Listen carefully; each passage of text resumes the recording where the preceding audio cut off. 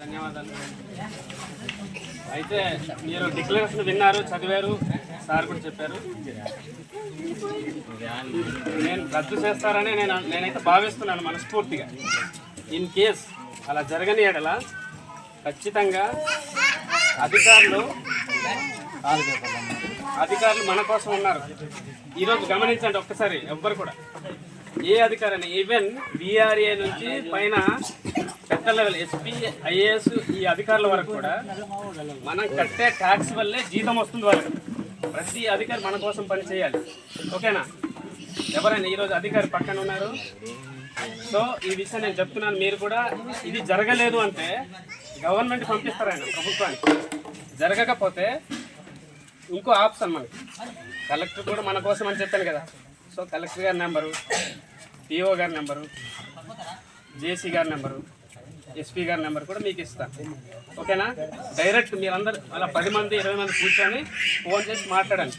ఇందాక మీరు మాట్లాడారు కదా, ఇందాక మీరు మాట్లాడిన పిఓ గారికి మాట్లాడి మీ ఇష్యూ చెప్పండి. ఓకేనా? ఫోన్ చేయండి, మీరు రండి.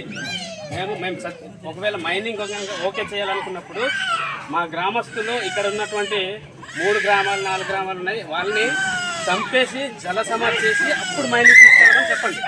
అలా అని మీరు ఓకే అని మీరు తీర్మానం చేసుకొని రండి అని మీరు చెప్పుకోవాలి. ఓకేనా? మన భవిష్యత్తు ఉండదు ఇక్కడ. మనం ఆల్రెడీ మనకు తెలిసి దీనివల్ల నష్టలేదు. సో ఖచ్చితంగా నేనైతే ఉంటాను, మీకోసం నేను మాట్లాడతాను. నేను ఇప్పుడు అప్రిషియేట్ చేయాల్సింది ఏంటి అంటే, మీ గ్రామంలో మహిళలు కానీ యూత్ కానీ చాలా యూనిట్గా ఉన్నారు. ఇలాగే ఉండండి. ఇలా ఉంటే మనల్ని ఏం చేయలేదు. విషసర్పం కూడా ఏం చేస్తుంది? వేలాది సీమలు చుట్టుముడితే ఎంత పామైనా సరే, బలవంతం పామైనా సరే చచ్చిపోవాలి. సో మన ఇదే మీరు ఈవెన్ ఇప్పుడు నేను ఏజే సోషల్ యాక్టివిస్ట్ అంటే సామాజిక కార్యకర్తగా నేను మాత్రం అధికారులు మాట్లాడడం కాదు. ఈవెన్ మన సామాన్యుడు పేదవాడితో సహా ప్రతి ఒక్కరు ఫోన్ చేసి మాట్లాడే అర్హత ఎస్ఐ, సిఐ, ఎస్పీ, కలెక్టర్ అందరికీ మాట్లాడే అర్హత మనకుంది. ఓకేనా? భయపడద్దు. అర్థమైందా? భయపడితే ఇలాంటి అరాచకాలు జరుగుతాయి. ఖచ్చితంగా నిలబడండి, మేము కూడా ఉంటాం. ఓకేనా?